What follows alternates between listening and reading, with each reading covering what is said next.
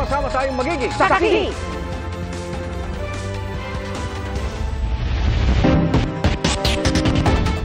Sapat na ang basehan para magreklamo sa ilalim ng United Nations Convention on the Law of the Sea o UNCLOS ang pagkasira ng mga barko ng Pilipinas sa panibagong banggaan sa Escoda Shoal. Ayon po yan kay retired Supreme Court Senior Associate Justice Antonio Carpio. Pinalalabas ng China na Pilipinas ang sadyang bumangga sa kanilang barko. Pero itinanggi yan ng PCG sabay giit na nayupi at nabutas pa nga ang barko ng Pilipinas. Saksi, si Chino Gaston. Alas 3:30 ng madaling araw kanina, nagbanggaan sa Escoda Shoal ang barko ng Philippine Coast Guard at BRP Bagakay at ang China Coast Guard vessel 21551. Ipinost ng China Coast Guard ang video sa social messaging app. Sabi ng PCG, 2 beses binangga ng Chinese vessel ang BRP Bagakay. Ang China Coast Guard 3104 naman, binangga ang isa pang barko ng PCG na BRP Cape Engaño. Nag-iwan ito ng malalim na yupi at butas sa 2 barko. Makikita rin ang nasirang mga gamit sa loob ng barko. We can fairly say that this is the biggest damage, structural damage that we have incurred as a result of the dangerous maneuver carried out by the Chinese Coast Guard, which resulted to collision. Pero iba ang pinalalabas ng China Coast Guard. Sabi nila sa kanilang post, Pilipinas nila ang sadyang bumangga sa barko ng China Coast Guard. Sinabi rin nilang biglaan nilang lumiko ang barko ng PCG at bumangga sa kanilang barko. Pero ayon sa National Task Force on the West Philippine Sea, mapanlin lang ang umano'y spliced at edited video mula China. It's a misleading video. It again shows China as the benevolent actor here, no? Allegedly, they were conducting a law enforcement operation controlling the movement of the 2 ships when in fact, it was not 4410 or BRP Bagakay who ramped 21551. It was the other way around. 21551 in truth rammed our vessel BRP Bagakay 2 times. Ayon sa PCG, ang China Coast Guard 21551 ang ilang beses nang nagtangkang bumangga sa BRP Cabra sa Ayungin Shoal sa Setyembre noong nakaraang taon. Ito rin ang humabol-habol sa BFAR vessel na lumayag wala pang 1 buwan ang nakakaraan. Ang BRP Bagakay at BRP Cape Engaño bahagi ng rotation at reprovision mission sa Patag at Lawak Island sa West Philippine Sea. At kahit may sira, tumuloy pa rin ang mga ito sa kanilang misyon. Siguro iniisip nila na itong mga 44-meter vessels na to will be reinforcing the presence of Teresa Magbuanmo. Bago ang insidente, ipinotesta ng China ang pananatili sa Escoda Shoal ng BRP Teresa Magbanwa dahil panghihimasok daw ito sa anilang soberenya. Dumaan na raw ang China sa diplomatic channels para itigil ng Pilipinas ang panghihimasok daw natin at paalisin ang mga barko roon. Pero muling giit ni PCG spokesperson for the West Philippine Sea, Commodore J. Tariela, nasa exclusive economic zone ng Pilipinas ang Escoda Shoal kaya may karapatan ang mga barko ng PCG na manatili roon gaano man katagal at hindi raw kailangan ng permiso mula sa ibang bansa. Ayon kay retired Supreme Court Senior Associate Justice Antonio Carpio, ang pagkasira ng mga barko ng ating Coast Guard sapat na basihan para magreklamo sa ilalim ng United Nations Convention on the Laws of the Sea. The best thing, since Coast Guard is a civilian vessel, this is now governed by UNCLOS. It's unlike Ayungin Shoal, which is a military activity. This is a civilian activity. We can go to UNCLOS and sue China for damages, and the tribunal will reaffirm that that is part of the EEZ, and that will again debunk China's 10-dash line. Sa isang pahayag, kinundena ni U.S. Ambassador to the Philippines Mary Kay Carlson ang dangerous maneuvers ng China Coast Guard na naglagay sa panganib sa buhay ng crew at ikinasira ng 2 barko ng PCG. Sinusuportahan daw ng Amerika ang karapatan ng mga kaibigan, katuwang at kaalyado sa ilalim ng international law. Para sa GMA Integrated News, ako si Chino Gaston ng inyong saksi. Bago sa saksi, tinangkang nakawan ng 2 snatcher sakay ng motorsiklo ang isang babaeng Chinese sa Taguig City. Kita po sa CCTV ang pagtakas ng 2 hanggang sa pagbangga nito sa poste. Doon na nahulog ang kanilang cellphone na nakatulong para matunton ang isa sa mga suspect. Napag-alaman ng BGC Police na sa Caloocan nagpapagawa ng motor ang suspect, kaya doon sila nag-abang. Arestado ang suspect na nagawa raw ang krimen dahil may sakit ang ina. Natuklasan ng pulisya na may outstanding warrant sa carnapping ang suspect. Pinaghahanap naman ang tumakas na suspect. Isa pang bago sa saksi, nakatanggap din ng Bureau of Immigration ng impormasyon na nakaalis pa Malaysia si Alice Guo noong Hulyo. Ayon sa BI, may basehan para sabihing iligal na umalis sa bansa si Guo nang hindi dumadaan sa inspection at immigration. Saksi, si Mav Gonzalez. Ako po isang Filipino at lalong-lalo na po hindi pa ako spy. Sa pagdinig ng Senado noong May 22, huling nasilayan ng publiko si Alice Guo. Mayor pa siya noon ng Bamban Tarlac.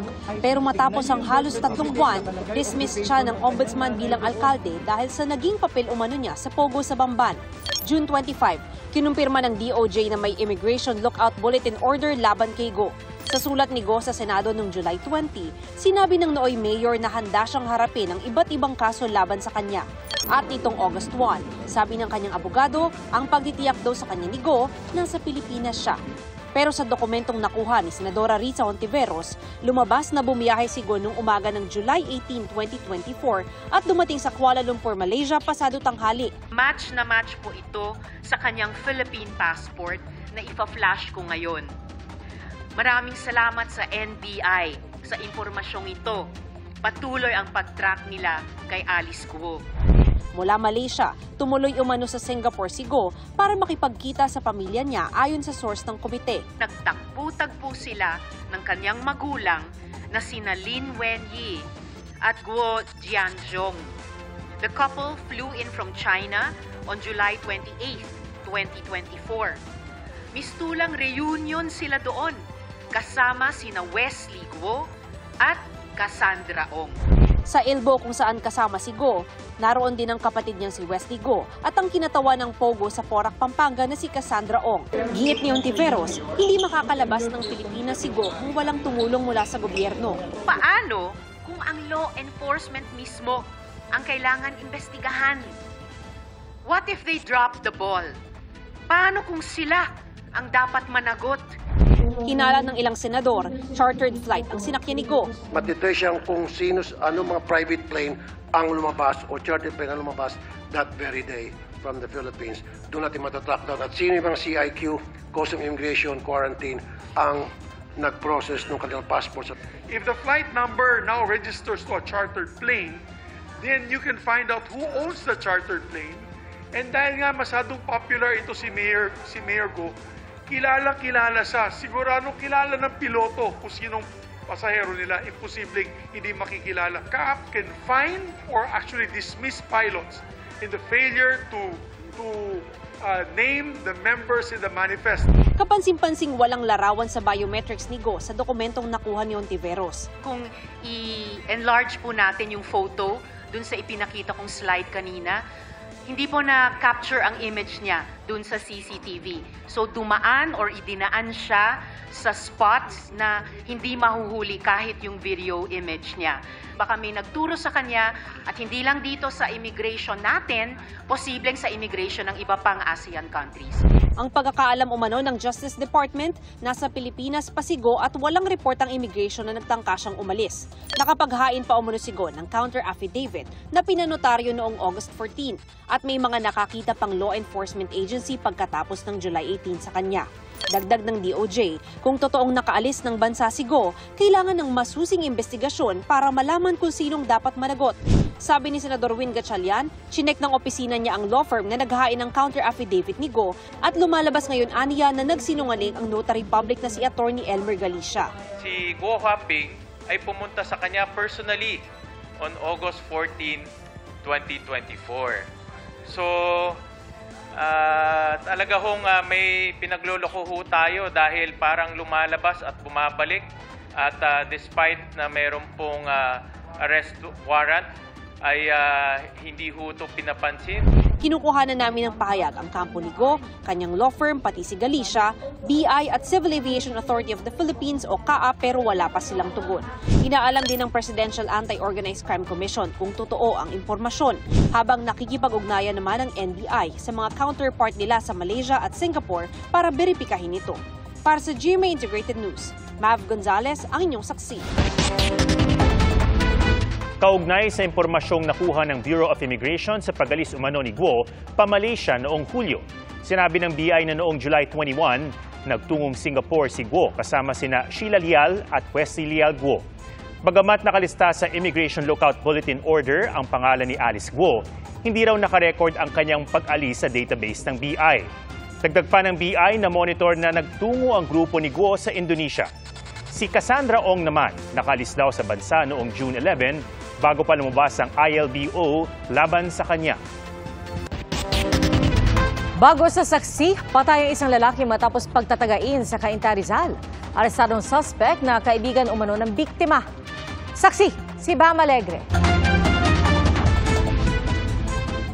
Bago mag-alas 10 ng umaga kahapon, makikita ang isang lalaki na nakahiga sa semento sa isang eskinita sa barangay San Andres, Cainta, Rizal. Ang lalaki, walang kalaban-labang tinataga ng isa pang lalaki. Dead on the spot ang biktima na kinilala bilang isang 40-year-old na construction worker. Ang suspect, kaibigan ng biktima na isang tricycle driver. Agad din siya umalis matapos ang krimen. Ayon sa asawa ng biktima, nagkaroon na ng dating pikunan ng dalawa. Pinuntahan daw ng suspect ang biktima sa pinagtatrabahuan niyang construction site na may dala na palang panaksak. Yung bolo daw is nakatago sa hita. So, sa likod ng binte at saka hita, hindi nakita ng asawa ko, biglang tinagana yung asawa ko. Nasalag ng asawa ko sa braso. Tapos, tumakbo na yung asawa ko. Sumigaw ang asawa kung papatayin mo ba ako. Tumakbo na. Ang ginawa po ni Rolly, sumakay ng tricycle, hinabol yung asawa ko. Sa monitoring ng pulisya, tumangas ang suspect papuntang A. Rodriguez Avenue matapos ang krimen. Agad nagkasa ng follow-up operations ang pulisya at bandang alas 4 ng hapon noong araw na yon, naaresto ang suspect. Na-inquest na ang suspect at kinasuhan ng murder. Hindi pa nagbibigay ng pahayag sa pulisya ang suspect. Labis ang pagdadalamhati ng may bahay ng biktima, lalo at 4 na anak nila ang naulila sa ama. Meron po kaming 4 na anak. Ang asawa ko po, isang TODA driver, construction worker. Natatakot pa rin ako sa seguridad naming mga anak ko kasi wala na ang asawa ko eh. Para sa GMA Integrated News, Bam Alegre, ang inyong saksi. Mga kapuso, sama-sama tayong maging saksi. Mag-subscribe sa GMA Integrated News sa YouTube at para sa mga kapuso abroad, samahan niyo kami sa GMA Pinoy TV at sa www.gmanews.tv.